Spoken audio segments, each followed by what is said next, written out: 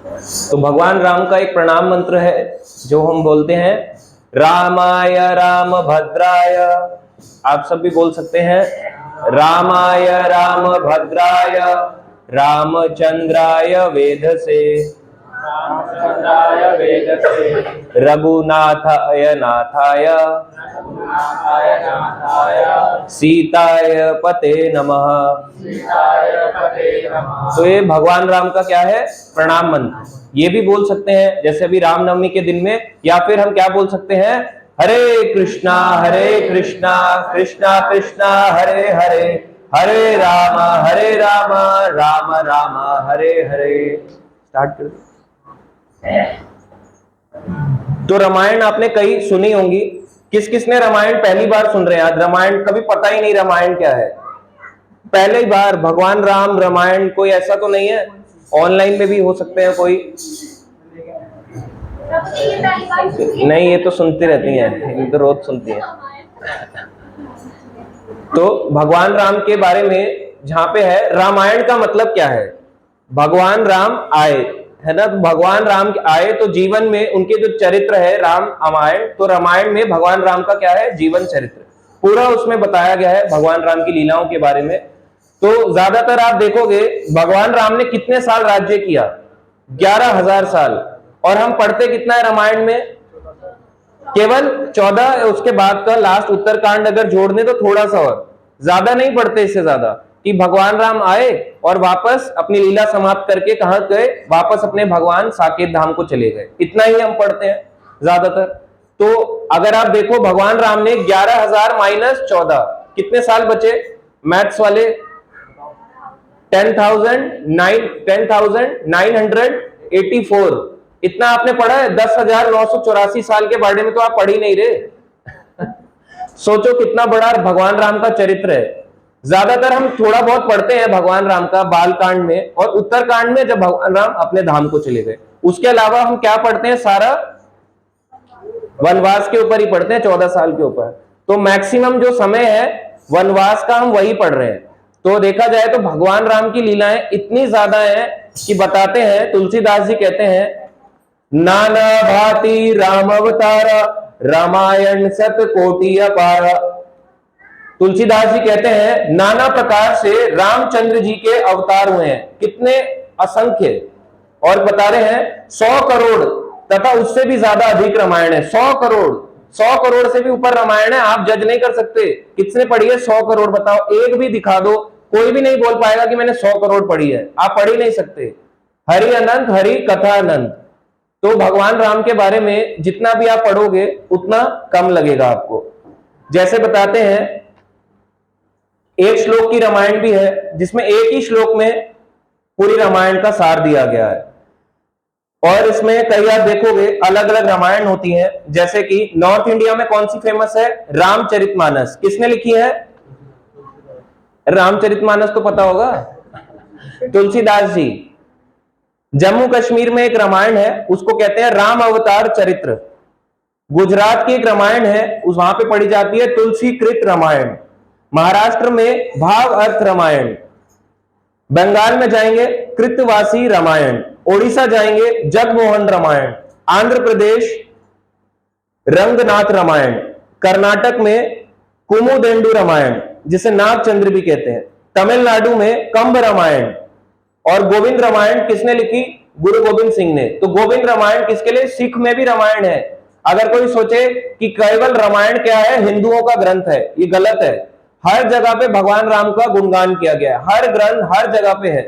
कोई ऐसा ग्रंथ नहीं है, चाहे आप श्रीमद् भागवतम उठाओ, चाहे आप कोई भी पुराण ले लो, हर जगह भगवान राम के बारे में लीलाएं दी हुई होंगी। कोई अवतार भगवान कृष्ण के ऐसे हैं जिनके हर जगह आपको नहीं मिलेगा। नरसिंह अवतार के बारे में हर जगह चर्चा नहीं है, मगर राम के बारे में हर जगह चर्चा है। अच्छा, कितने लोग हैं जो कृष्ण के जैसा जीवन जी सकते हैं? कोई एक, कि वो करें तो रासलीला, हम करें तो कैरेक्टर ढीला, कोई है ऐसा?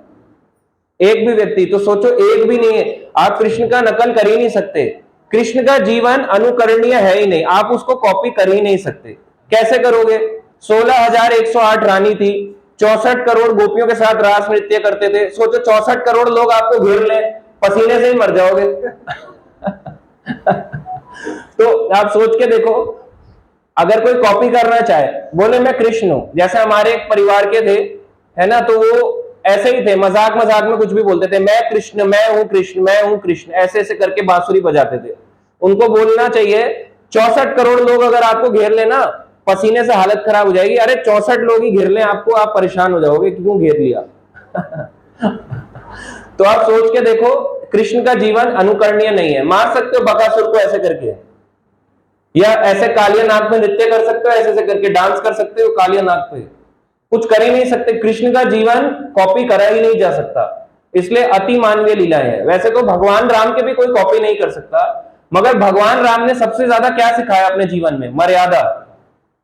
भगवान कृष्ण ने, अब देखो उनका अगर जीवन के बारे में अगर आप थोड़ा भी पढ़ोगे, तो उनके जीवन में कुछ समय तक त्याग, कुछ समय के बाद त्याग त्याग त्याग, बार बार त्याग के भावना बहुत ज्यादा है। आप त्याग क्या करोगे बताओ? बार बार देखो, वृंदावन है, कई एक बार एक भक्त बोलते, भक्त नहीं थे मतलब लोकल लोग थे, तो उन्होंने बोला भगवान कृष्ण ने पहले अपनी प्रॉपर्टी वृंदावन में बनाई, फिर वहां से बेच के, जब वहां पे बात नहीं बनी तो वहां से कहां चले गए? मथुरा में। और जब मथुरा में भी प्रॉपर्टी के रेट डाउन हो गए तो कहां चले गए? द्वारका में। तो ऐसा कहते हैं, मगर उनकी प्रॉपर्टी देखो कितनी बड़ी थी। आज भी बताते हैं उनका द्वारका का महल समुद्र में गोताखोर जाते हैं, और अब तो वहां का दिखाने भी लग गए हैं, वहां का जो वहां का सिनेरियो है पूरा, गोताखोर आपको लेके जाएंगे पानी में, आपको डीप अंडर वाटर में डाइविंग करते हुए आप देख सकते हो, और आप कंपेयर ही नहीं कर सकते, हम उनका जीवन जी नहीं सकते। भगवान राम का जीवन भी हम एग्जैक्ट कॉपी नहीं कर सकते, मगर हम मर्यादा जरूर सीख सकते हैं। भगवान राम ने कितनी पत्नी से शादी करी? कितनी पत्नियां थी भगवान राम की? 2 थी या 1 थी? 1। तो देखो भगवान राम ने भी 1 ही शादी करी। 1 होता है, इसका मतलब 1 ही पत्नी होनी चाहिए। ऐसा नहीं कि कई सारी कर लेंगे, 3 4 5 6, ये हमारा धर्म हमें नहीं सिखाता। जैसे कई धर्म में आप देखते हैं, बोलते हैं 3 तो कॉमन है, भाई 3 तो अलाउड होता है, 3 के बिना तो हम इससे नीचे बात ही नहीं करते, तलाक तलाक तलाक बोलेंगे, और उसके बाद डाइवोर्स, इस तरह से। तो अगर कोई डाइवोर्स ले ले, या अगर कोई बोले कि भाई भगवान राम है ना, भगवान राम तो ऐसे ही, वो तो कहने को कह दिए, अरे उनका जीवन देखो आप कितनी मर्यादाओं वाला है, कितना बड़ा है, मर्यादाओं में को आप जी सकते हो ऐसे भगवान राम की तरह। अब कई लोग कहते हैं जैसे भगवान राम पे केस डालते हैं, है ना। एक बारी एक ने डाला कि भगवान राम जो थे ना ये काल्पनिक है, जब वन में गए 14 साल उन्होंने क्या खाया? मांस खाया, तो मांस खाने वाले का मंदिर कैसे बना सकते हैं? ऐसा हुआ है, आपने देखा नहीं? न्यूज कुछ भी नहीं सुन रहे क्या? बिल्कुल कट चुके हो क्या सोशल मीडिया से? है ना, तो उसमें बताओ केस डाल देते हैं भगवान पे, भगवान पे आरोप कर रहे हैं कि इन्होंने 14 साल वन में रहे, कुछ तो मिला नहीं होगा, तो मांस खाया, टंगड़ी तोड़ी। अच्छा, टंगड़ी को पकाना नहीं पड़ेगा क्या? अगर आपको गेहूं मिलता है, चावल मिलता है, तो उसको पकाना पड़ेगा, ये आप मानते हो। तो क्या टंगड़ी होगी, टंगड़ी डायरेक्ट खा जाओगे इतने दांतों से? इतने तो दांत भी नहीं है कोई ड्रैकुला? तो सोचो, रॉ मीट आप खा सकते हो, कच्चा मीट कई लोग खा जाते हैं, पर ऐसा मत सोचो कि नहीं खाते। कई जगहों पे बीच में जाते हैं, मछली लेते हैं, ऐसे करके निकल जाते हैं, और फिर ऐसे करके उसकी हड्डियों को ऐसे ऐसे करके फेंकते हैं। तो ये कॉमन है। नहीं, इंडिया की बात है, फॉरेन की बात तो बहुत बात की है, इंडिया में भी लोग ऐसे खाते हैं। हाँ, तो इस तरह से होता है। तो देखो भगवान राम के चरित्र के बारे में बताया जाता है कि उनकी जो लीलाएं हैं कितने साल चली? 11,000 वर्ष। तो अभी हम इसको शुरू करेंगे भगवान राम के बारे में। आज हम मुख्य कौन सी रामायण के बारे में चर्चा करेंगे? वाल्मीकि रामायण से। वाल्मीकि ऋषि ने रामायण लिखी जिसको क्या बोलते हैं? वाल्मीकि रामायण। तो वाल्मीकि रामायण में एक आता है प्रसंग कि वाल्मीकि नामक एक ऋषि थे। तो जब वो पूर्ण पुरुषोत्तम भगवान की लीलाओं की चर्चा में हमेशा कैसे थे? आनंद उठाते थे। जब भी राम की चर्चाएं होती थी उन्हें बहुत बहुत आनंद आता था। तो एक दिन की बात है कि वाल्मीकि जी की कुटिया में, छोटी कुटिया थी, वहां पे नारद मुनि आए। कैसे? गुणगान करते हुए आए, वीणा बजाते हुए आते हैं। ऐसे नहीं आते कि नारद मुनि आ रहे हैं तो बड़े ड्राई हैं, बड़े परेशान है, ऐसे नहीं आते, कीर्तन करते हुए आते हैं, जय राम जय राम जय जय राम, जय राम जय राम जय जय राम, जय राम जय राम जय जय राम, जय राम जय राम जय श्री राम। इस तरह से नारद मुनि आते हैं कीर्तन करते हुए, और वाल्मीकि जी देखते ही उन्हें प्रणाम करते हैं कि अरे इतने महान भक्त आ रहे हैं, नारद मुनि आ रहे हैं आकाश से, इनको देखते ही प्रणाम करते हैं। प्रणाम करने के बाद नारद मुनि उनसे कुछ क्वेश्चन के आंसर पूछते हैं, प्रश्नों के मेरे उत्तर दीजिए, इस प्रकार से पूछते हैं कि हे गुरुदेव मेरे प्रश्नों के उत्तर दीजिए। तो इस प्रकार से उन्होंने प्रश्न किया वाल्मीकि जी ने नारद मुनि से, कृपया हमें बताएं कि वर्तमान समय में इस धरती पर ऐसा कौन है जो सभी ऐश्वर्यों के सागर है। तो ये त्रेता युग की बात है। त्रेता युग के समय में ये बात वाल्मीकि जी नारद मुनि से पूछ रहे हैं कि वर्तमान समय में यानी त्रेता युग के समय में इस धरती पर ऐसा कौन है जो सभी ऐश्वर्यों का सागर है, सारे के सारे 6 ऐश्वर्य जिनमें विराजमान हो। कौन है जो सर्वाधिक सुसंस्कृत, विद्वान, सबसे ज्यादा शक्तिशाली, ऊंचे विचारों वाला, सत्यवादी तथा कृतज्ञ यानी सबके प्रति कृतज्ञता, थैंकफुल होना, ऐसा व्यक्ति कौन है। आगे पूछते हैं उनसे कुछ और प्रश्न कि कौन अतुलनीय रूप से मेधावी है, कौन है जो मेधावी है, सर्वाधिक सुंदर है, सबसे सुंदर है, जिसके समक्ष क्रोध एवं द्वेष प्रभावहीन है, क्रोध और द्वेष ही नहीं आता उनको देख के। इतने सारे कई प्रश्न किए वाल्मीकि जी ने नारद मुनि से। तो नारद मुनि ने उन्हें उत्तर दिया कि हे ऋषि, राम नाम के प्रख्यात राजा है जो इक्ष्वाकु के राजवंश में उनका जन्म हुआ है। तो राम किसके वंश में है? इक्ष्वाकु वंश में। अच्छा, इक्ष्वाकु कौन थे? मनु के पुत्र। इस संसार में सबसे पहले कौन आए? ब्रह्मा जी। ब्रह्मा जी के बाद उनकी कई संतानें हुई, जिसमें से एक है मनु। तो मनु के पुत्र कौन है? इक्ष्वाकु, राजा इक्ष्वाकु। तो ये जो आप अयोध्या देखते हो, अयोध्या की स्थापना मनु ने करी है। ये आज का नहीं है, सतयुग से मनु जो ब्रह्मा जी के पुत्र है, उन्होंने अयोध्या की स्थापना करी है। आज के समय में ऐसे किसी स्ट्रीट का नाम देना हो, है ना, जैसे कोई भी स्ट्रीट हो, saint Louis street, saint Francis street, एक गली का नाम देते हैं। ये तो अभी कितने साल पहले दिया? 150, 200, 250।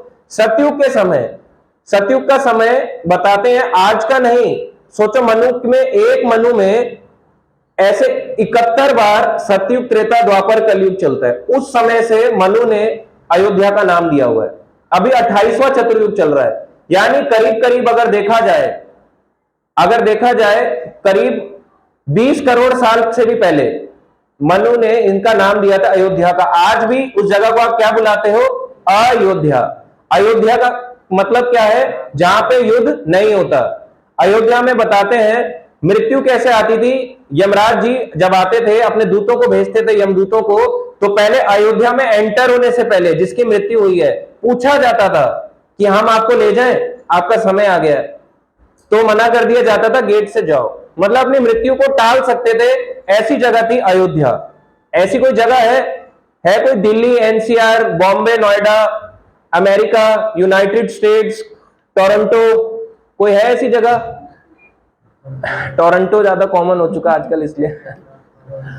तो ये सारी चीजें उन्होंने प्रश्न करी। तो उन्होंने कहा राम नाम के राजा, राम इक्ष्वाकु के वंश में आए हैं, अयोध्या में उनका जन्म हुआ है। इस प्रकार से कथा उनको सुनाते हैं। तो जब ये कथा उनको सुनाई जाती है, तो कथा सुनने के बाद वाल्मीकि जी जो है, बहुत ही प्रश्न होते हैं उनके राम के बारे में सुन के। तो राम के बारे में नारद मुनि कुछ गुणगान करते हैं कि राम के फीचर्स कैसे थे, कैसे दिखते थे राम। उनकी जो भुजाएं थी, यानी कि हाथ, भगवान राम के हाथ थे, वो घुटनों तक आते थे। कहां तक? घुटनों से भी नीचे। इतने लंबे लंबे हाथ, पैरालाइज नहीं थे या कोई बीमारी नहीं थी, घुटनों से लंबे हाथ थे। ये उनका एक स्वरूप है भगवान का कि हम में और भगवान में क्या भेद है। भगवान कृष्ण के हाथ भी घुटनों तक आते थे। अगर आप चेक करो, कोई बोले मैं भगवान हूं, उसका चेक करो, बोलो सीधे खड़े हो, अगर उसके हाथ घुटने से नीचे जा रहे हैं, उसकी उंगलियां, इसका मतलब हाँ थोड़ा बहुत है। जात बन तो तब भी नहीं सकता। मान लो हाथ किसी ने लंबा करा लिया, अब सर्जरी तो क्या किस चीज पे नहीं करा सकते, बालों की, और ये हाथ भी कटवा के लगा लेगा, बीच में कुछ रॉड लगा देगा, हाइट भी बढ़ जाती है। हाइट में बताते हैं पीछे जो आपके बैकबोन होता है, बैकबोन में लुम्बर स्पाइन होता है, वहां पे रॉड डाल देते हैं और आपकी बैकबोन या तो सीधी करने के लिए बना, वो सीधी करने के लिए था कि जिनकी बैकबोन झुक गई है, मगर अब उससे हाइट भी बढ़ा रहे हैं कि आपके उनको लंबर स्पाइन को ऊपर खींच देंगे, नीचे लगा देंगे ताकि आपकी हाइट और 2 इंच ऊपर हो जाए। वैसे भी है जिनको लड़के नहीं मिलती हैं, लड़के कहते हैं मेरी हाइट छोटी रह गई प्रभु जी क्या करूं, तो ऐसे लोग भी करवा लेते हैं लंबी हाइट। तो भगवान राम की लंबी लंबी भुजाएं थी, उनके गर्दन पर 3 मंगल रेखाएं थी। कितनी? तो कैसी थी उनकी? इस प्रकार से, जैसे यहां पे होता है ऐसी 3 मंगल रेखाएं थी। आप चेक करो आप सबकी कितनी है। हाँ वो ऐसे किसी का गर्दन हो तो अलग बात है, तब तो 10-12 भी निकल जाएंगी, मगर भगवान राम के 3 थी। उनके कंधे विस्तृत यानी शक्तिशाली थे, चौड़े थे, छाती चौड़ी थी, सुंदर उनका माथा था, सुशोभित ललाट था, शक्तिशाली जबड़े थे, मजबूती से जड़ी हुई हसूली थी, उनके नेत्र विशाल हैं। कैसे नेत्र थे? जैसे कमल नयन होते हैं ना, कमल इस तरह के, यहां तक कान तक उनके नेत्र जाते थे। ऐसा नहीं था, अगर आप सोच के देखो किसी के यहां तक आए, आप सबसे पहले क्या करोगे? डर के भागोगे, मगर क्या भगवान से कोई डरता है? देखो माता जी ने कितना सुंदर श्रृंगार किया है, लग रहा है कहीं से भगवान कभी डरावने लगते हैं? किसी को भी डरावने लगे हैं आज तक? भगवान कभी नहीं डरावने लगते। डरावना कौन लगता है? असुर। और बताते हैं उनका कद भव्य मध्यम ऊंचाई वाला है। आज के जमाने में जो कद है कलयुग में, अगर कोई 6 फुट भी हो जाए तो उसको बोलते हैं बहुत लंबा निकल गया हमारा लड़का, मगर उस समय में बताते हैं आज से मतलब आप करीब करीब लगा लो 3 मतलब कई ट्रिपल से भी ज्यादा 6 फुट है, मतलब उस समय 20 फुट से भी ऊंचे ऊंचे होते थे। अब आप हिसाब लगाओ कितना ऊंचा। द्वापर में ही बताते हैं कि बहुत ऊंचे ऊंचे होते थे, पेड़ के बराबर। जो पांडवों की आप बात करते हो सुनते हो, इतने छोटे छोटे नहीं थे वो कि यहां से आ रहे हैं और छोटे से दिख रहे हैं आपको, हाइट नापी जा रही है, नकुल तुम इतने रह गए, सहदेव इतने रह गए। ऊंचे ऊंचे थे, शक्तिशाली। भगवान राम भी बहुत ऊंचे थे। तो उस समय के त्रेता युग में सबकी हाइट और एज ज्यादा होती थी। आगे यहां पे बताते हैं उनके समस्त अंग सुगठित एवं सुडौल है, यानी शेप में है। ऐसा नहीं है कि लटके हुए हैं, ऐसा चर्बी लटक रही है, ऐसा नहीं, फैट नहीं था, स्ट्रॉन्ग थे एकदम। वह गहन हरित नील वर्णी है। क्या कलर है? ग्रीनिश ब्लू, हरित नील वर्ण भगवान का कलर है। भगवान राम का जैसे आप कलर देखते हैं फोटो में, गूगल में, उसमें क्या दिखाएगा? ब्लूइश कलर दिखाएगा, श्याम रंग दिखाएगा। श्याम रंग किसका है? कृष्ण का। ब्लूइश नहीं है, ग्रीनिश ब्लू, इस तरह का कलर है। यानी नीला और हरा को जब मिला दो तो वो जो कलर आता है वो भगवान राम का असली रंग था। असली रंग भगवान का वही है। अब क्या होता है कि कई बार इमेजेस बनाई जाती हैं, अब वो तो इमेजेस आर्टिस्ट है, आर्टिस्ट को क्या पता कि कलर क्या होना चाहिए, तो वो उस हिसाब से एक उसमें फॉर्मेट देके लगा देता है, मगर असली कलर है ग्रीनिश ब्लू। जिनका अनुपम आभा है, उनकी बुद्धि अथाह है, उनका आचार व्यवहार गंभीर है, उनकी वाणी व्यक्तित्व कला सर्वश्रेष्ठ है। और बताते हैं उनका चरित्र पवित्र है, वास्तविक धार्मिक सिद्धांतों का पालन करने वाले हैं। सारे धार्मिक सिद्धांतों का राम ने पालन किया, ऐसा कोई नहीं था कि भगवान राम ने ना किया हो। देखो उनको कोई जरूरत थी क्या भगवान राम को किसी को पालन, कोई धार्मिक अनुष्ठान पालन करने की जरूरत थी?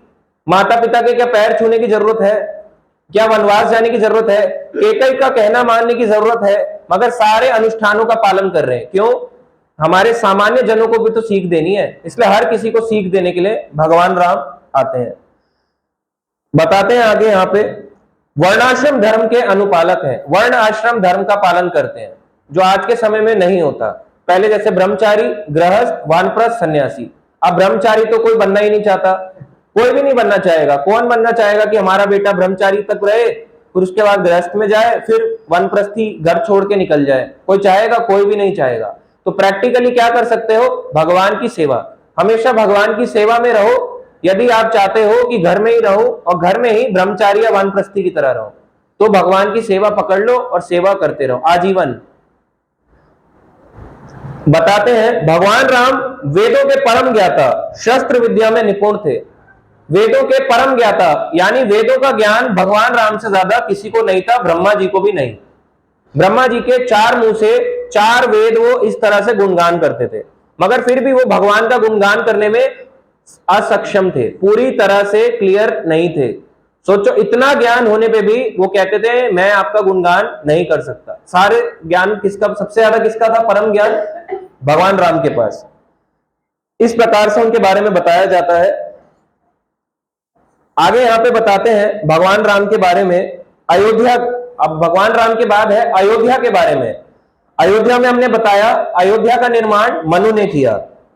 वहां पे बताते हैं कोई भी व्यक्ति रोग और मानसिक कलेश से पीड़ित नहीं होगा, कोई मेंटल प्रॉब्लम्स नहीं सताएंगी। कहां पे? अयोध्या में। आज अगर लोग जा रहे हैं, जैसे कई लोग दर्शन करके आते हैं अयोध्या में, तो कहते हैं बहुत भीड़ है, कुछ पैसा नहीं चढ़ा, वो नहीं चढ़ाने देते, प्रसाद दर्शन नहीं करने देते, बोलते हैं आगे बढ़ो आगे बढ़ो। तो अभी क्या वो असली अयोध्या को देख पा रहे हैं अपने आंखों से? नहीं, क्योंकि भगवान के दर्शन आंखों से ज्यादा सबसे पहले किससे होते हैं? कानों से। अगर आपको पता ही नहीं यहाँ पे क्या हुआ, तो आप वहां जाके केवल आपको क्या दिखेगी? भीड़, धक्का मुक्की, ये लड़ रहा है, प्रसाद नहीं चढ़ाने दे रहे, माला नहीं चढ़ाने दे रहे, ऐसा फील होता है नहीं होता अयोध्या में? तो ऐसा नहीं था। पर उस समय में बताते हैं कोई भी रोग या मानसिक क्लेश से पीड़ित नहीं होता था। राज्य में प्रत्येक व्यक्ति सुखी एवं संपन्न होगा। उनके राज्य में सारे लोग सुखी रहते थे, संपन्न थे। ऐसा नहीं था कि किसी के पास पैसे की कमी थी, फाइनेंशियल प्रॉब्लम्स में थे, सारे के सारे सुखी संपन्न थे। आगे बताते हैं भूख, अभाव, चोरी का कभी भय नहीं होगा। वहां कभी चोरी नहीं होती थी। आप घर के बाहर जाओ, आपको ताला मारने की जरूरत ना हो। सोचो ऐसे घर थे अयोध्या में, कौन चोरी नहीं था, सारे भक्त थे। अगर आप अभी यहां से निकल जाओ, 100 मीटर निकल जाओ, 1 घंटे बाद आओगे, खाली मिलेगा आपको। आजकल के टाइम का जैसा नहीं है, उस समय इतनी सारी चीजें बताते हैं। आगे वहां पे बताते हैं उनकी अयोध्या में अन्न, फल, सब्जी, दूध प्रचुर मात्रा में उपलब्ध थे। प्रचुर यानी कि खत्म ही नहीं होते थे। इतना अन्न, इतना फल, इतना दूध था कि लोग खाते रह जाएंगे, मगर अन्न खत्म नहीं होगा।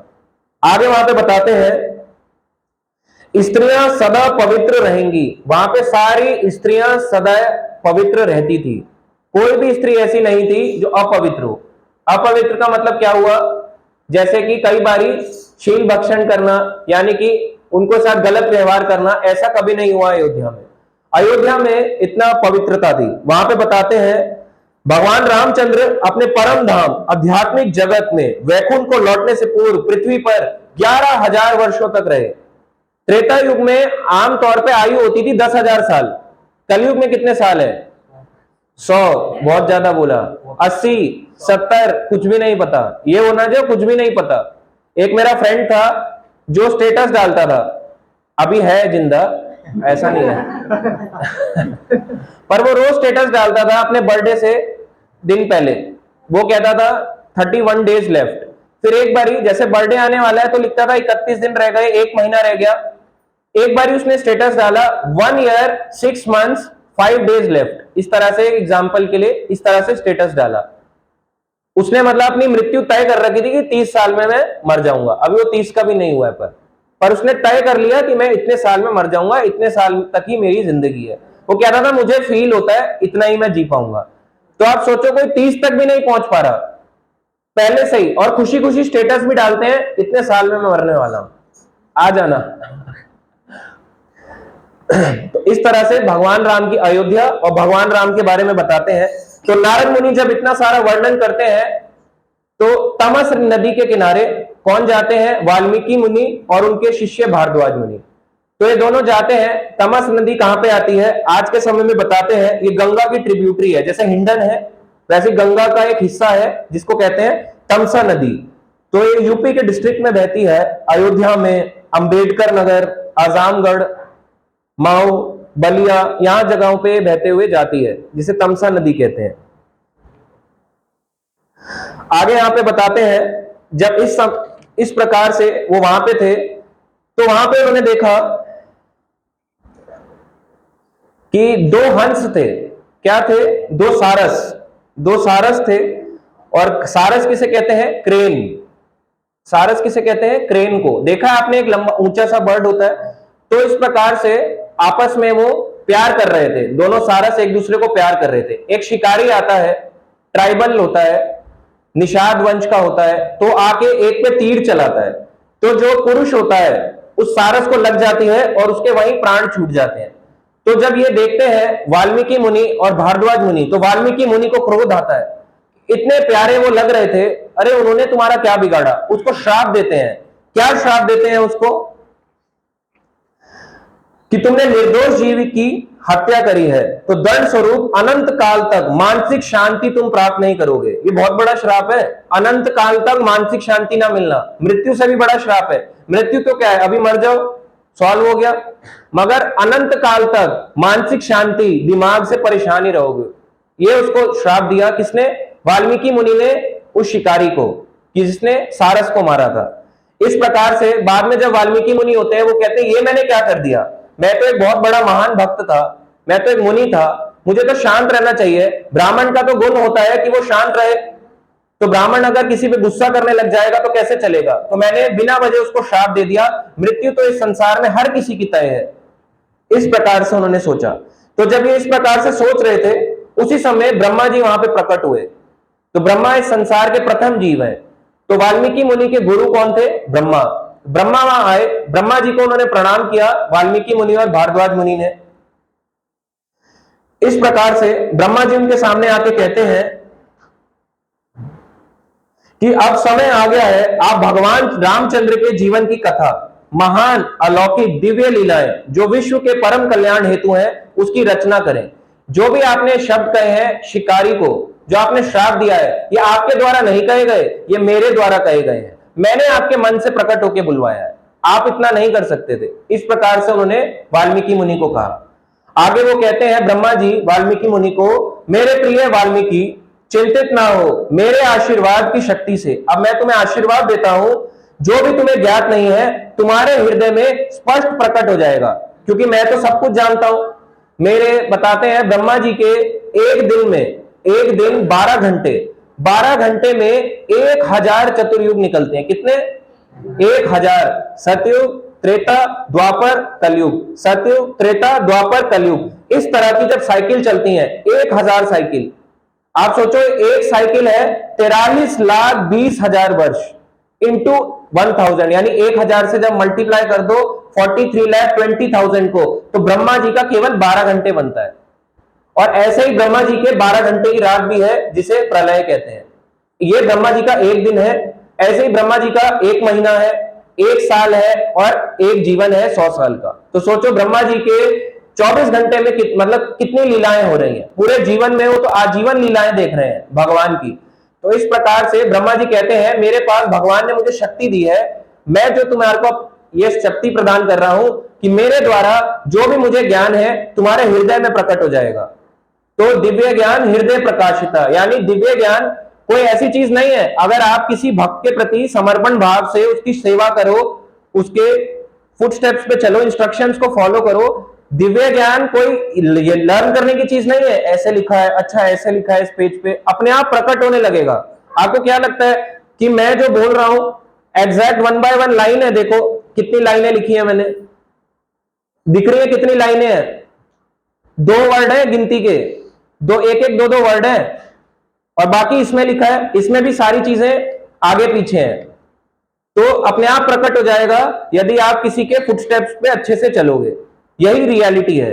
तो दिव्य ज्ञान इस प्रकार से ब्रह्मा जी ने वाल्मीकि मुनि के हृदय में प्रकट किया, और इस प्रकार से ब्रह्मा जी अपने धाम ब्रह्मलोक को चले गए। तो जब वाल्मीकि मुनि ने ध्यान लगाया तो उन्होंने देखा कि भगवान राम की लीलाएं, जितनी भी लीलाएं हैं, उनके हृदय में स्पष्ट रूप से प्रकट हो गई। तो देखो ये कोई ऐसा नहीं है कि उन्होंने उपदेश दिया, ब्रह्मा जी ने वरदान दिया, उनके हृदय में प्रकट हो गया।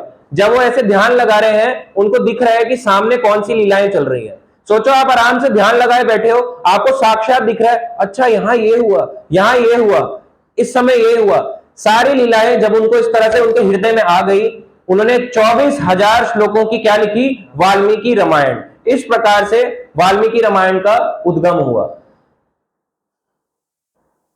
तो ये करने के पश्चात वाल्मीकि मुनि ने सोचा, अब मैंने रामायण तो लिख दी है, पर मैं चाहता हूं इसका प्रचार भी हो। प्रचार कौन करेगा? जो यंग होगा। अब जो यंग होके सो रहा होगा घर पे, वो प्रचार कैसे करेगा?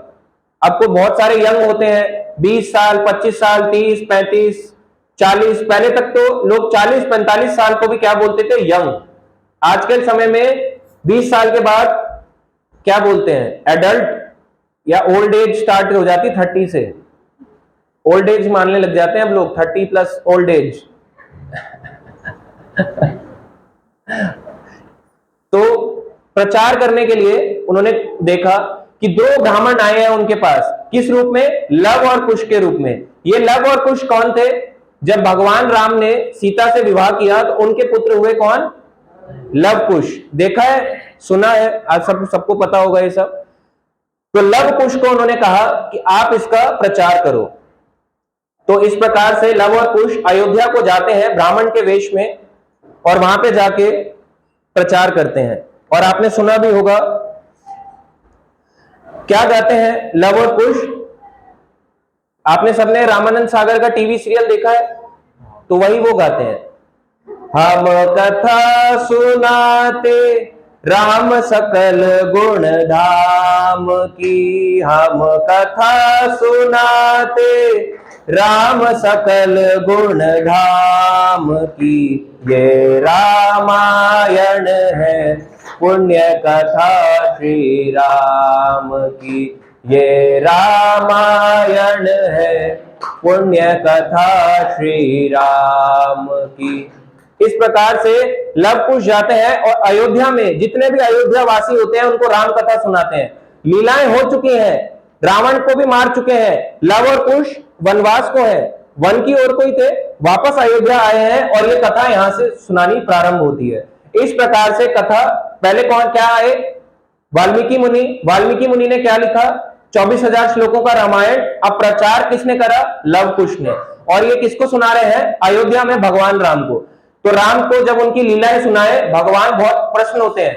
आप अपने घर में बैठो, अपने घर में जो भी फोटो, विग्रह, लड्डू गोपाल या जो भी आपके घर में है, उनके सामने बैठ के भगवान की कथाएं सुनाओ। भगवान को अच्छा लगता है उनका गुणगान करना।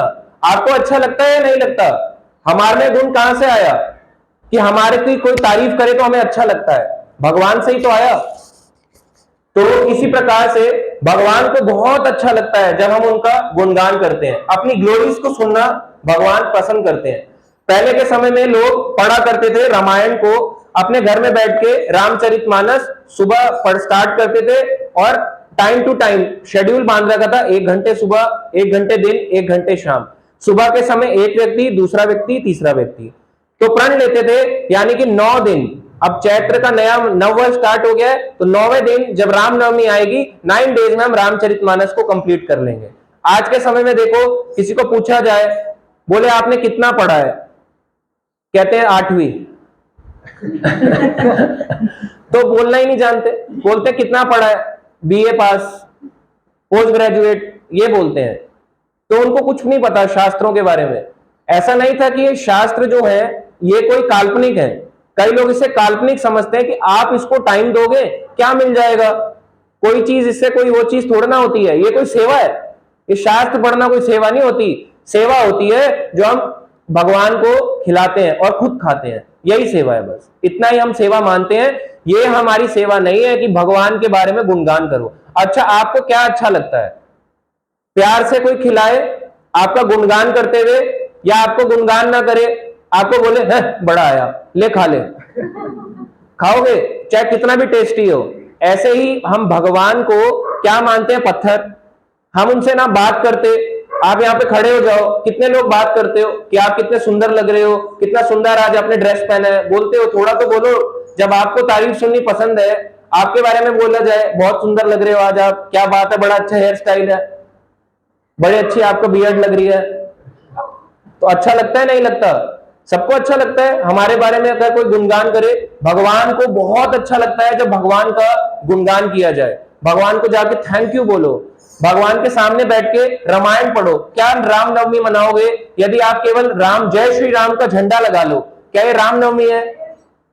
कि जय श्री राम का झंडा लगा लो, उसके बाद मार पिटाई करो, लोगों से गाली गलौज करो। अपने घर में कई लोगों को पूछो जय श्री राम का झंडा लगाया? हाँ लगाया। अच्छा, आपने रामायण ली, परचेस करी? नहीं, रामायण भी खरीदनी थी क्या? देखो क्या है, बताओ क्या हो रहा है संसार में? कुछ भी नहीं। आप जहां भी जाओ, केवल मैं यहाँ की बात नहीं कर रहा, जैसे हम साउथ इंडिया भी आप जाओगे, वहां पे भी कई भक्त हैं जो पढ़ते हैं, जो लोग नहीं पढ़ते हैं उन्होंने भी केवल झंडा लगा रखा है, जैसे सेम कॉपी कर रखा है। नॉर्थ इंडिया, साउथ इंडिया, सब एज इट इज कॉपीड है, एक दूसरे को सब कॉपी करते हैं, जय श्री राम का झंडा लगाते हैं। जो ग्रंथ होता है वो बेचारा, उसके पन्ने कैसे हो जाते हैं, ऐसे बेचारे मांग रहे होते हैं, पलट दे प्लीज, पलट दे, मैं चिपक गया हूं आपस में, प्लीज मुझे पलट दो, ऐसे करके मुझे खोल दो, थोड़ी सी धूल झाड़ दो। भगवान कह रहे हैं मेरा समय आ गया है, थोड़ी सी धूल झाड़ दो, रामनवमी आ गई है, फिर भी लोग नहीं झाड़ते। कहते हैं चलो कपड़ा तो बदल दो, ये कपड़ा गंदा हो गया ऑरेंज वाला, अब तो बदल दो, अभी भी नहीं बदलते। सोचो लोगों के घर में क्या है, बाहरी रूप से वो आपको सर्वगुण संपन्न दिखेंगे, प्रभु जी कितना फल फूल रहे हैं, गाड़ी ली है उन्होंने 25 लाख की, आपने देखा है क्या? आप कह रहे हो राम राम जपो सब काम हो जाते हैं, उनका देखो कुछ भी नहीं जप रहे, उनको सब कुछ मिल रहा है। रावण के पास क्या था? सोने की लंका। कितने समय तक रही? कुछ वर्ष। तो जिसके पास ऐसे ही सोने की लंका जो जोड़ रहा है, उसके पास कभी नहीं मिलने वाले राम, उसको मिलेंगे क्या? विभीषण ने सोने की लंका जोड़ी या भक्ति जोड़ी? भक्ति को जोड़ा, भगवान राम का जप करते थे। जब रावण उनके यहाँ पे आता था, रावण पूछता था ये किसका राम राम, किसके नाम का जप कर रहे हो? कहता था रावण और मंदोदरी, राम, राम का नाम का जप कर रहा हूं मैं। कहते थे बहुत अच्छा जपो। इस प्रकार से राम के नाम पूरी कुटिया पे लिखा था राम राम राम राम। रावण को लगता था मेरे नाम का गुणगान हो रहा है, रावण मंदोदरी। तो इस तरह से उन्होंने देखो क्या मांगा, भगवान मांगे, तो क्या उनको लंका की जरूरत पड़ी? ऑटोमेटिकली भगवान ने लंका प्रदान कर दी, ऑटोमेटिक। उन्होंने सेवा के लिए मांगा, तो रंगनाथ स्वामी अयोध्या से लेके भगवान राम जब मार के आए रावण को, तो रावण, उन्होंने बोला कि मैं आपके बिना नहीं रह सकता, मैं अयोध्या में ही रहूंगा। भगवान राम ने कहा आपकी इतनी बड़ी प्रजा है, वो सारे कहां जाएंगे अगर आप मेरे साथ बस जाओगे? तो आपकी ड्यूटी है, आप लीडर हो जाओ। तो विभीषण को वापस भेजा, क्या देके? उन्होंने कहा ये मेरा ही स्वरूप है महाविष्णु का, जिसे कहते हैं रंगनाथ स्वामी। तो रंगनाथ स्वामी जी को लेके गए, बीच में उन्होंने एक शर्त रखी थी कि जहां इसको स्थापित कर दोगे वहीं ये स्थापित हो जाएंगे। तो जब ये लेके जा रहे थे विभीषण को, विभीषण साथ में लेके जा रहे थे रंगनाथ जी को, तो कहां पहुंचे? तिरुचिरापल्ली, तमिलनाडु। वहां पे जाके, उस जगह का नाम ही है रंगनाथ, तो वहां पे जाके रंगनाथ जी को उन्होंने थोड़ा सा विश्राम करना चाहा, वहीं पे स्थापित कर दिया और रंगनाथ जी वहीं पे स्थापित हो गए। इस प्रकार से भगवान विष्णु लेटे हुए हैं। तो जब उन्होंने देखा, विभीषण जी रोने लग गए कि आप तो यहीं स्थापित हो गए, मैं तो आपको लंका ले जा रहा था, अब मैं क्या करूंगा? तो रंगनाथ स्वामी ने उनको क्या बोला पता है? क्या बोला? साक्षात भगवान है वो नहीं है कोई आप पत्थर समझते हो, ये पत्थर नहीं है, ये भगवान है। अगर आप देखोगे एक ही व्यक्ति को जैसा जैसा उसका भाव होगा वैसा उसको भगवान दिखाई देंगे। विभीषण जी साक्षात उनसे बात कर रहे हैं, तो रंगनाथ स्वामी जी भी उनसे बात कर रहे हैं। तो कहते हैं मैं स्थापित तो यहां हूं, मगर मेरी नजरें कहां हैं? लंका की ओर। मैं हमेशा तुम्हें देखता रहूंगा किस प्रकार से तुम प्रचार कर रहे हो और मेरे नाम का गुणगान कर रहे हो। हरि हरि बोल। तो रंगनाथ स्वामी जी देखो लेटे कहां है? भारत में। देख कहां रहे हैं? लंका को। यहां देख ही नहीं रहे, लोग दर्शन कर रहे हैं ऐसे ऐसे करके, कह रहे हैं वहां देख रहा हूं मैं।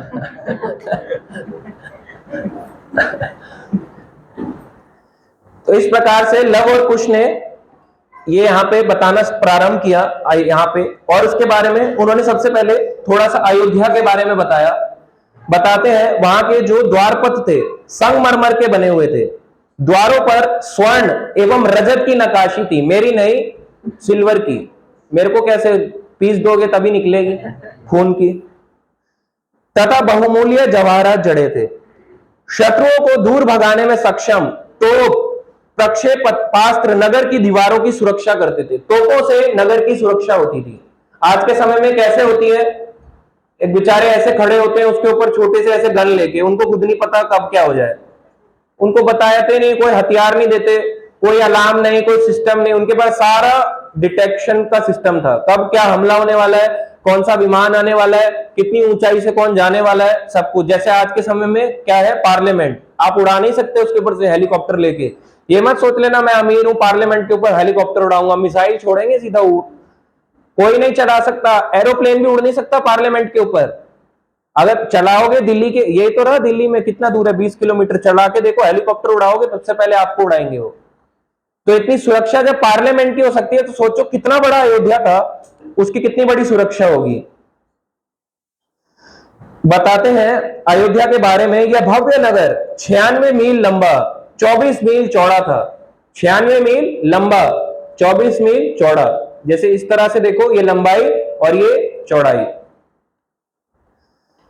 यहां पे बताते हैं आगे, मार्ग के किनारे पर 7 मंजिला भवन सुनियोजित ढंग से निर्मित थे। अयोध्या में फलों वाले वृक्षों, असीमित पुष्पों से परिपूर्ण अनेक सुंदर उद्यान थे, बहुत सुंदर सुंदर बगीचे थे।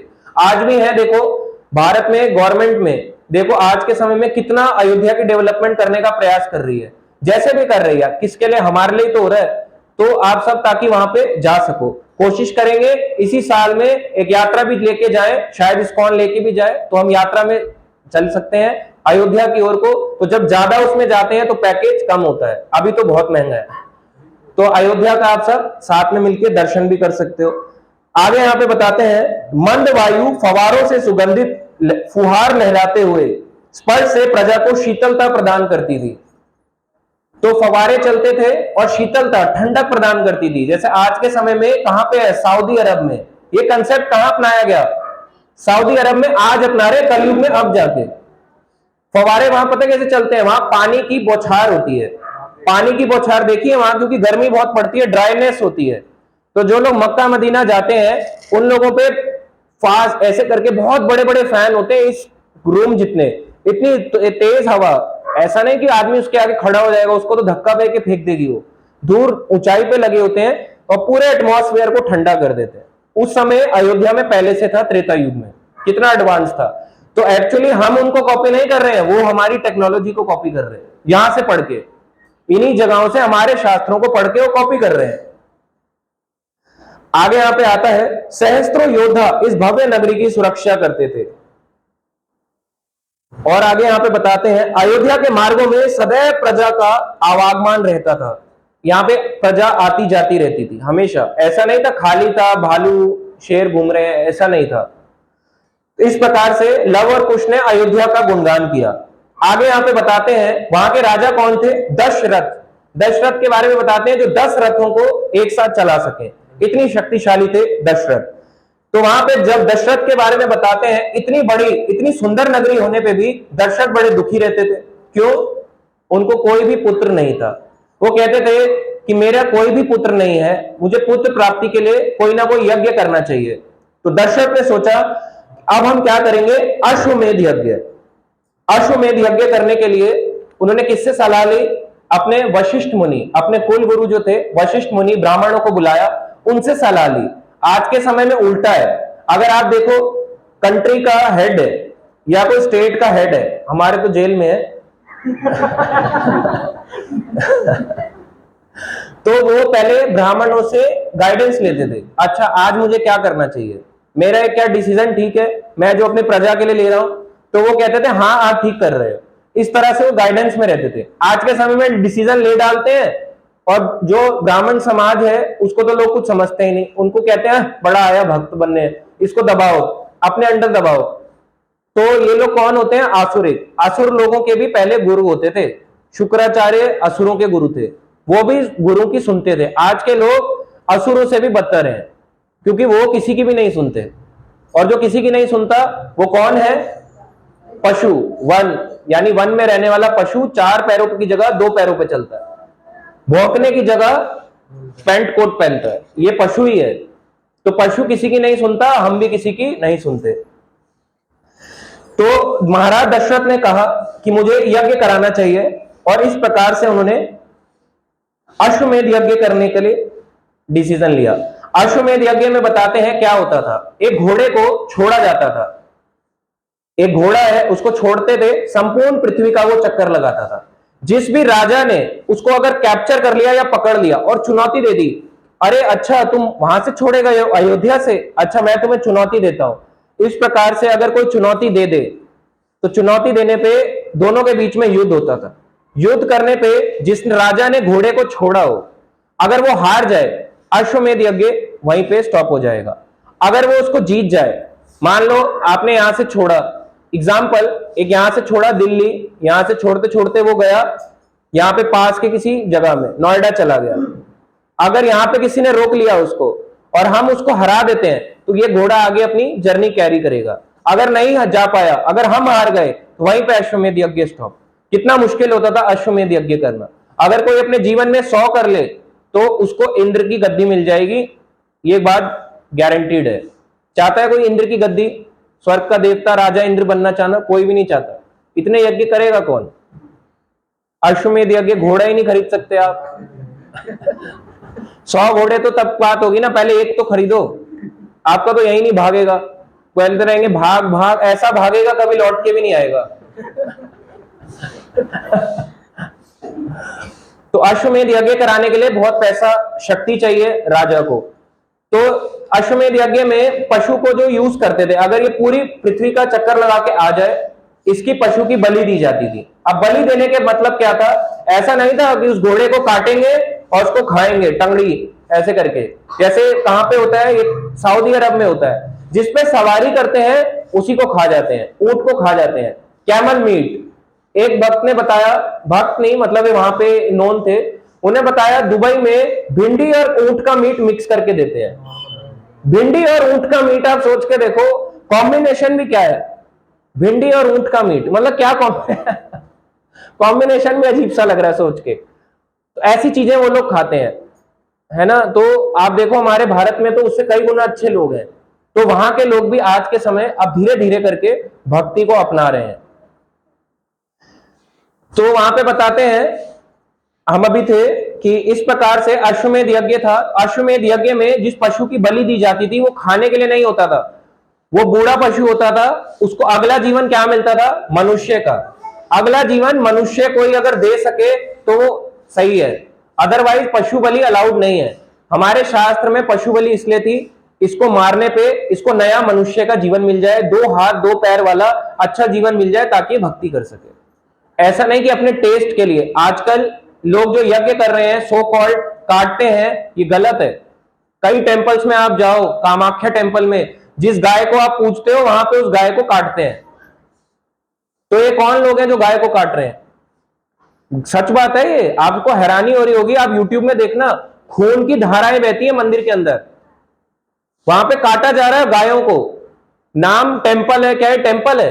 असुर, असुर है ये भक्त नहीं है, ये लोग ब्राह्मण नहीं है, ये असुर है। जो गाय को खा रहे हैं कैसे ब्राह्मण हो सकता है, भक्त हो सकता है? इस तरह से ऐसे कई टेंपल है हमारे इंडिया में। इंडिया नंबर 1 काउ एक्सपोर्टर है पूरे वर्ल्ड का, और उसमें सबसे आगे पता है कौन है? गुप्ता जी।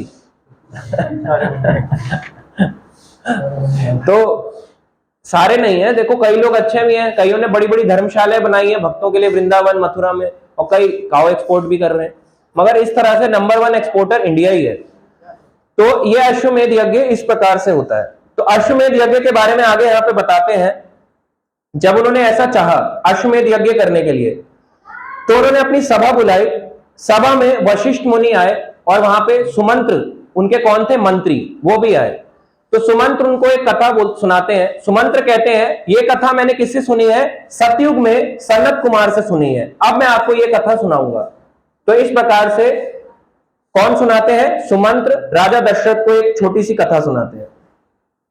बताते हैं एक राजा रोमपाद हुआ करते थे, जो दशरथ महाराज के बहुत ही अच्छे क्लोजेस्ट फ्रेंड थे। रोमपाद अंग देश के राजा थे। अंग देश कहां पे आता है? भागलपुर, जिसको आज आप बिहार भागलपुर कहते हैं, ये अंग देश कहलाता था, जहां के कर्ण भी राजा हुए। तो यहीं के राजा रोमपाद थे। इनको कोई भी पुत्री नहीं थी, ना पुत्र था। तो राजा दशरथ ने अपनी पुत्री शांत को इनको दान में दिया कि आप मेरी पुत्री को बड़ा कीजिए, है मेरी पुत्री मगर बड़ा आप कीजिए। इस प्रकार से जैसे कृष्ण का पालन पोषण किसने किया? नंद यशोदा। इस प्रकार से उनका पालन पोषण किसने किया? रोमपाद, राजा रोमपाद। इस प्रकार से उन्होंने किया। आगे यहां पे बताते हैं,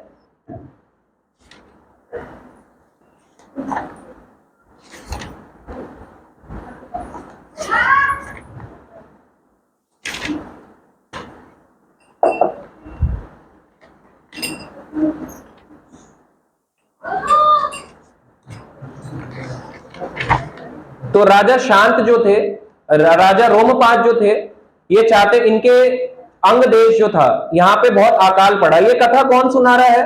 लव कुश अयोध्या में सुना रहे हैं। यही कथा कौन सुना रहे हैं? सुमंत्र दशरथ को सुना रहे हैं। तो ये सुनाते हैं शांत के बारे में, यहाँ पे राजा रोमपाद और शांत के बारे में। तो राजा रोमपाद जो होते हैं, इनके देश में अकाल पड़ा। अकाल पड़ने पे क्या होता है? उन्होंने बोला ये तभी सही हो सकता है, उनके वहां पे ब्राह्मणों ने बोला, जब आप अपनी पुत्री का विवाह राजा ऋष्यशृंग से करा देंगे। एक राजा ऋष्यशृंग थे। कश्यप मुनि के बारे में आप जानते हैं, जिनकी दो वाइफ थी, दीति अदिति। दीति से दैत्य, अदिति से आदित्य यानी देवता। तो कश्यप मुनि के एक पुत्र थे जिनका नाम था मृगी ऋषि। मृगी ऋषि के पुत्र हुए ऋष्यशृंग। इनके बारे में बताते हैं, इनको ऐसा इसलिए बोला गया ऋष्यशृंग, इनके यहाँ पे दो फोरहेड पे जैसे एक मृग यानी हिरण के सींग होते हैं, इस प्रकार से इनके सींग हुआ करते थे। तो ये चाहते थे, ये जो राजा ऋष्यशृंग थे, इन्होंने कभी भी अपने जीवन में स्त्री को नहीं देखा था, कभी भी नहीं देखा था। कोई फेयर एंड लवली पॉन्ड्स ऐसा ऐड नहीं आता था उस समय। तो इन्होंने कभी नहीं देखा था, हमेशा अपने पिता के संरक्षण में रहे। और राजा रोमपाद को ये पता चला कि राजा ऋष्यशृंग से अगर शादी करा देंगे तो अकाल यानी कि जो भूखमरी चल रही है उनके देश में, अंग देश में, वो पूरी हो जाएगी। तो इस प्रकार से ये बात चली। तो जब ये हुआ तो सबसे पहले ब्राह्मणों ने, राजा ने कहा कि आप लोग जाओ, उसको बुला के आओ, आप ब्राह्मण है, आपकी बात मान जाएंगे। उन्होंने बोला नहीं नहीं, हम नहीं जाएंगे। अगर हम जाएंगे, उन्हें पता चल गया ऋष्यशृंग को कि मेरी शादी होने जा रही है, हमें श्राप दे देंगे, हम कहीं के नहीं बचेंगे, हम नहीं जाएंगे। उन्होंने कहा एक काम कर सकते हैं, आप सुंदर सुंदर युवती लड़कियों को भेजो, कन्याओं को भेजो और ऋष्यशृंग को बुलाने के लिए भेजो।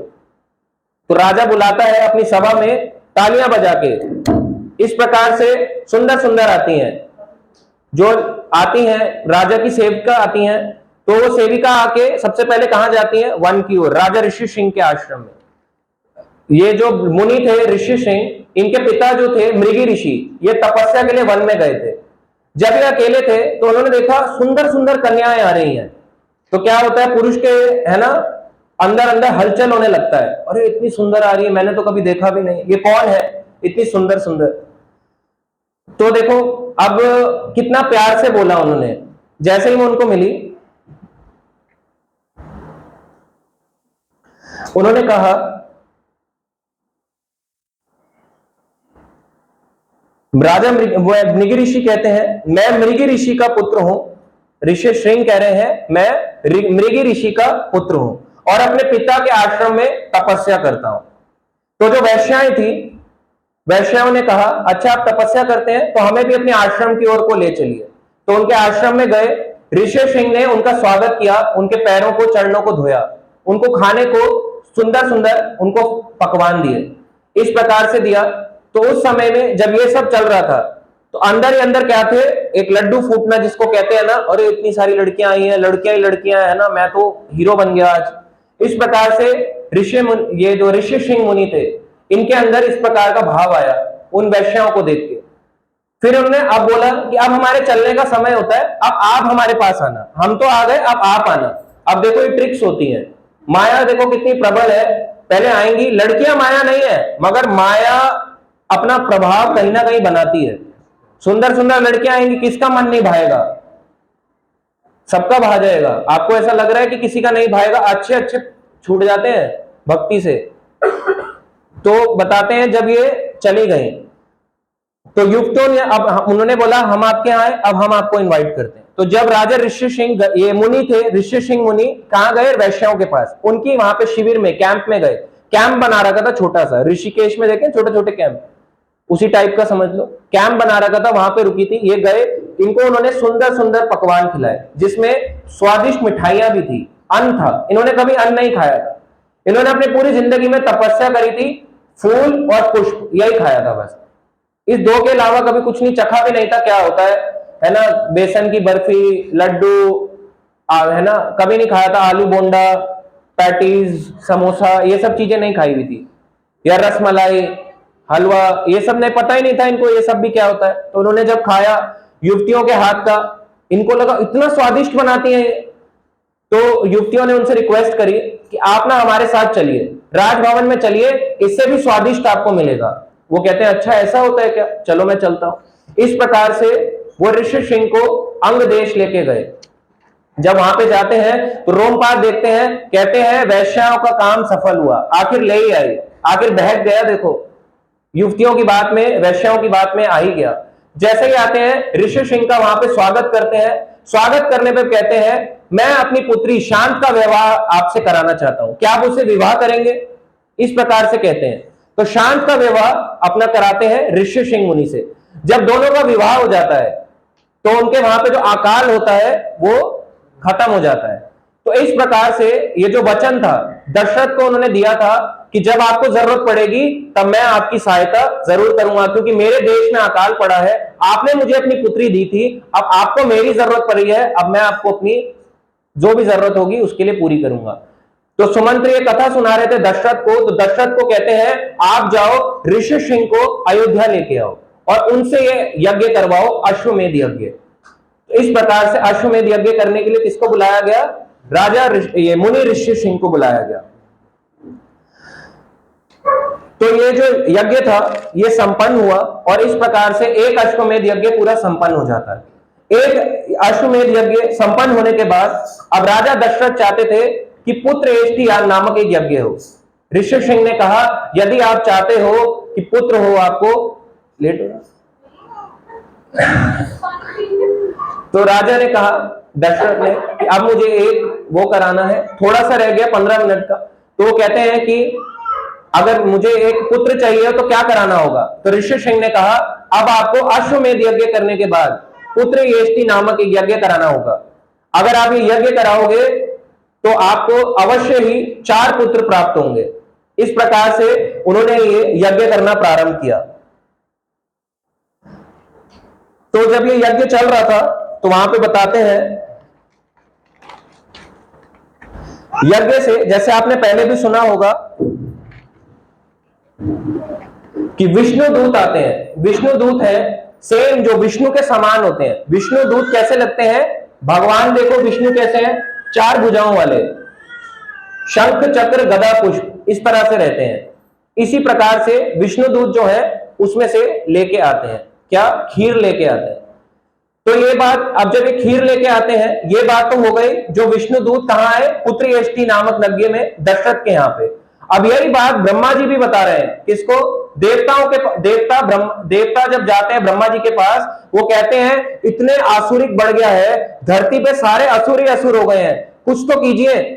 तो ब्रह्मा जी कहते हैं मैं प्रार्थना करता हूं। तो ब्रह्मा जी प्रार्थना करते हैं किससे? भगवान विष्णु से। भगवान विष्णु प्रकट होते हैं, गरुड़ पे आते हैं। भगवान विष्णु का वाहन देखो, भगवान के सामने, गेट के सामने किसका, कौन खड़े रहते हैं हमेशा? गरुड़ जी। आप ज्यादातर मंदिर जाओ, ज्यादा बड़े टेंपल्स में हमेशा सामने गरुड़ जी होते हैं।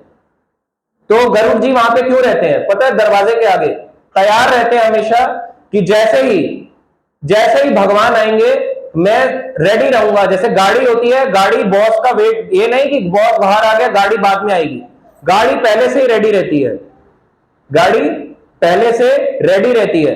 तो गरुड़ जी रेडी रहते हैं कि भगवान मेरे को कब आके मेरे पे चरण अपने रखेंगे और मैं अपने विमान की तरह उड़ान भरूंगा। इस प्रकार से गरुड़ जी के ऊपर बैठ के भगवान विष्णु शंख चक्र गदा पुष्प, उनके 4 हाथ हैं, एक हाथ में शंख, एक हाथ में चक्र, एक हाथ में कमौद की गदा और एक हाथ में पुष्प, कमल पुष्प लेके आते हैं। इस प्रकार से भगवान विष्णु आते हैं। भगवान विष्णु कहते हैं मैं आऊंगा त्रेता युग में, अपने को 4 रूपों में विभाजित करूंगा। उन 4 रूपों के नाम होंगे वासुदेव, संकर्षण, अनिरुद्ध, प्रद्युम्न। मैं अपने आप को 4 रूपों में करूंगा और यही 4 रूप किस रूप में आएंगे? राम, लक्ष्मण, भरत, शत्रुघ्न। इस प्रकार से वो बोलते हैं। तो यही जो विष्णु दूत होते हैं ये खीर लेके आते हैं। इस प्रकार से जब ये खीर का प्याला लेके आते हैं तो वो बोलते हैं इसमें से आधा खीर, हाफ पोर्शन जो है ये आप अपने सबसे बड़ी रानी किसको देना? कौशल्या को। 1/4 पोर्शन जो है ये किसको देना? सुमित्रा को। 1/8 पोर्शन यानी 50% किसको दिया? कौशल्या को। 25%, 1/4 ये किसको दिया? सुमित्रा को। कितना बचा? 25%। मैथ्स जानते हो ना सब, 25% ही बचा, तो 25 में से 12.5 और 12.5 बोला है, 12.5 जो है 1/8 ये पोर्शन जो है केकई को दे दो और बाकी सुमित्रा को दे दो। तो यानी कि 50% कौशल्या को खीर, 25% सुमित्रा को, 12.5% केकई को और बाकी का रिमेनिंग 12.5% सुमित्रा को। इसलिए कौशल्या के कितने पुत्र होते हैं? 1। केकई के कितने होते हैं? 1। सुमित्रा के 2। इस प्रकार से ये देते हैं। तो बताते हैं 12 महीने तक तीनों रानियां जो है गर्भवती रही। 12 महीने के बाद ये आते हैं और ब्रह्मा जी कहते हैं कि जब तक भगवान जन्म लेने वाले हैं, सारे देवी देवताओं को कहते हैं अब तुम्हें भी अपने अंश रूपों में पृथ्वी पे जाना चाहिए। तो ब्रह्मा जी क्योंकि हेड है, सारे डेमी गॉड देवी देवताओं के हेड है, ब्रह्मा जी इंद्र को कहते हैं अंश रूप में तुम क्या बन के जाओगे? वाली। सूर्य को कहते हैं तुम क्या बन के जाओगे? सुग्रीव। बृहस्पति को कहते हैं आप अपने अंश के रूप में क्या बन के जाओगे? तारा। कुबेर को गंधमान, विश्वकर्मा जी को नल, वरुण को कहते हैं सुशेषण, वायु को पवन पुत्र कौन? हनुमान। इस प्रकार से अलग अलग सभी देवताओं को ये बोलते हैं और बताते हैं जब भगवान राम आते हैं उस समय में 3 रूपों में ये लोग आए। कैसे आए? एक वानर के रूप में। वानर का मतलब बंदर नहीं है जो आप घरों में देखते हो परेशान करने वाला, ऐसा वाले बंदर नहीं। वानर यानी कि जो न है भी और नहीं भी, यानी मनुष्य जैसे ही थे मगर दोनों तरह से, यानी कि मनुष्य भी और वानर के रूप में, बंदर के रूप में भी थे। इस प्रकार से वानर रूप में आते हैं। दूसरा रीछ के रूप में, यानी कि बियर के रूप में आते हैं या नहीं आते? जामवन देखे हैं या नहीं देखे? देखा नहीं? सीरियल सबने देखा है। तो रीछ के रूप में। और तीसरे ऐसे होते हैं वानर के रूप में जिनकी जो पूंछ होती है जो गाय के समान लंबी होती है। जैसे गाय की पूंछ देखी है, लंबी होती है।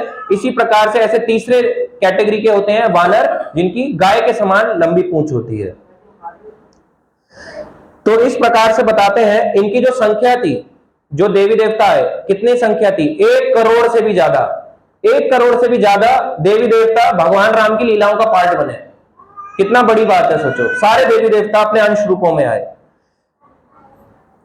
तो जब ये पुत्रेष्टि यज्ञ संपन्न हुआ तो संपन्न होने के 12 महीने के बाद तीनों रानियों ने एक एक पुत्र को जन्म दिया। तो नवमी के दिन, यानी चैत्र की नवमी के दिन जब 12 महीने हो गए, सबसे पहले किसका जन्म हुआ? भगवान राम का। तो अगला ये कौशल्या के पुत्र कहलाए कौन? भगवान श्री राम। इनके नेत्र कैसे थे? लाल रंग के। इनके हाथ कैसे थे? लंबे, जैसे हमने बताया घुटनों से भी नीचे तक आते थे। आगे यहां पे बताते हैं आधा पोर्शन तो कौशल्या को दिया, बाकी जो 25% था वो किसको दिया था? सुमित्रा को। तो बताते हैं यहां पे कि भरत का जन्म, भरत बड़े थे या लक्ष्मण बड़े थे? भरत बड़े थे। तो भरत का जन्म पहले हुआ या बाद में हुआ? पहले। तो जो केकई थी, केकई को कितना मिला था? 12.5%। तो अगले दिन, नवमी के अगले दिन यानी दशमी, जैसे नवमी आएगी इस दिन बारी 17 अप्रैल को, यानी नवमी के अगले दिन जब दशमी आता है उस दिन भरत जी का जन्म हुआ। भरत का जन्म कहां पे हुआ? केकई के गर्भ से। उसके बाद जब आती है एकादशी, यानी 2 दिन के बाद, रामनवमी के 2 दिन के बाद 2 पुत्रों का जन्म हुआ। पहले जो सुमित्रा ने खीर ली थी उसका 25% कौन बने? लक्ष्मण। और जो 12.5% थे वो बने शत्रुघ्न। तो इस प्रकार से नवमी के दिन हुआ भगवान राम का जन्म, दशमी के दिन हुआ भरत जी का जन्म, एकादशी के दिन हुआ लक्ष्मण और शत्रुघ्न का जन्म। हम लोग कितने लोग हैं जो सच सच बताना, जो राम जी का गुणगान तो करते हैं मगर भरत, लक्ष्मण, शत्रुघ्न को भूल जाते हैं? देखो उनका समर्पण कितना था। 14 साल जब भगवान राम वनवास में रहे तो लक्ष्मण जी सोते नहीं थे, आंखें एकदम लंबी रहती थी और देखते रहते थे चारों तरफ से कि कोई हमला ना करे, कोई असुर ना आए, हमेशा उठे रहते थे, तैयार रहते थे फाइट के लिए। तो उनका जीवन देखो। भरत जी कहां रहते थे जब भगवान राम वनवास को थे? नंदीग्राम में। वेट करते थे कि कब आएंगे। और वहां पे किसको रखा? खुद नहीं बैठे, वहां पे सिंहासन पे किसको रखा? भगवान राम की चरण पादुकाओं को। इस प्रकार से वेट करते रहे कि भगवान राम आएंगे, और खुद कहां सोते थे, गड्ढा करके गड्ढे के अंदर, कहते थे मेरी ये स्थिति छोड़ना है, मैं भगवान से भी नीचे हूं। है कौन? साक्षात भगवान भरत नीचे को।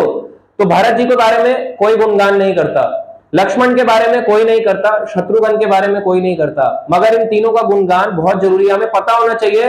राम, लक्ष्मण, भरत, शत्रुघ्न, इन चारों के जन्म के बारे में, कि राम जी नवमी में आए, दशमी में भरत, एकादशी में लक्ष्मण और शत्रुघ्न, इस प्रकार से ये होता है।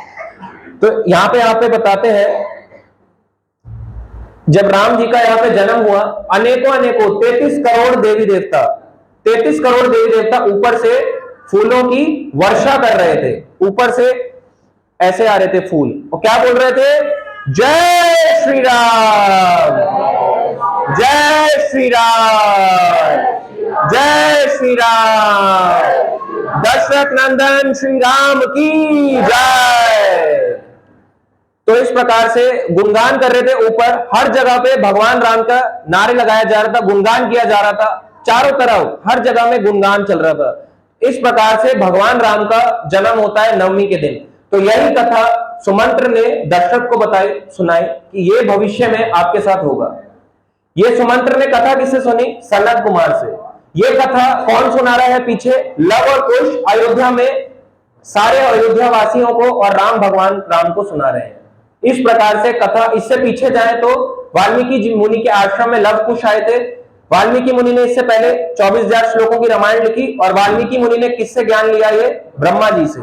तो देखो इस प्रकार से ये सीरीज पूरी जुड़ती है, इस प्रकार से पूरी सीरीज है।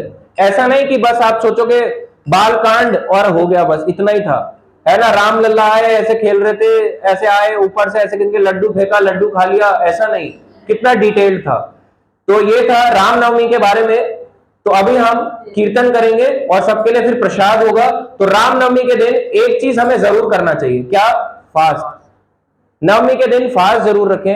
रामनवमी भगवान का दिन है, कई लोग दिन के 12 बजे तक रखते हैं, पर भगवान राम साक्षात भगवान है, हमें फुल डे फास्ट रखना चाहिए। जैसे एकादशी का रखते हैं फुल डे, सेम रामनवमी का भी रखना चाहिए। प्रयास तो करो, हम पाप पुण्य के लिए नहीं रखते हैं। रामनवमी का फास्ट हम राम भगवान के लिए रखते हैं, जैसे कृष्ण का हम जन्माष्टमी के लिए रखते हैं, वैसे भगवान राम का नवमी के लिए रखते हैं। अब ये सोच के मत करना कि नवमी का दिन है, एक दिन फिर फास्ट, अगले दिन थोड़ा सा खाया, फिर एकादशी फास्ट, ये क्या है, हमारे को तपस्या में डाल रखा है। आप करके देखो, बहुत अच्छा लगेगा रामनवमी के इस फास्ट को। और फास्ट के साथ साथ क्या करना चाहिए? भगवान राम का ग्लोरिफिकेशन, गुणगान करो। कोई भी रामायण है, अपने घरों में रामायण लो, उसको पढ़ो, रामचरितमानस, वाल्मीकि रामायण, जो भी आपके घर में है, राम जी का 2 पेज पढ़ो, बहुत अच्छा लगेगा। भगवान राम को, उनके गुणगान के बारे में, उनके गुणगान करो, किस प्रकार से उन्होंने रावण को मारा, किस प्रकार से उन्होंने हनुमान जी को शिक्षाएं दी, कुछ ना कुछ पढ़ो, बहुत अच्छा लगता है भगवान को अपना गुणगान सुनना। तो ये करते हुए हमें अपना फास्ट रखना चाहिए, और कीर्तन करेंगे अभी हम। और हम सभी यहाँ पे हाथ उठा के जोर से बोलेंगे, हरे कृष्णा कृष्णा कृष्णा हरे हरे, हरे राम राम राम हरे हरे। श्री श्री सीताराम लक्ष्मण हनुमान की।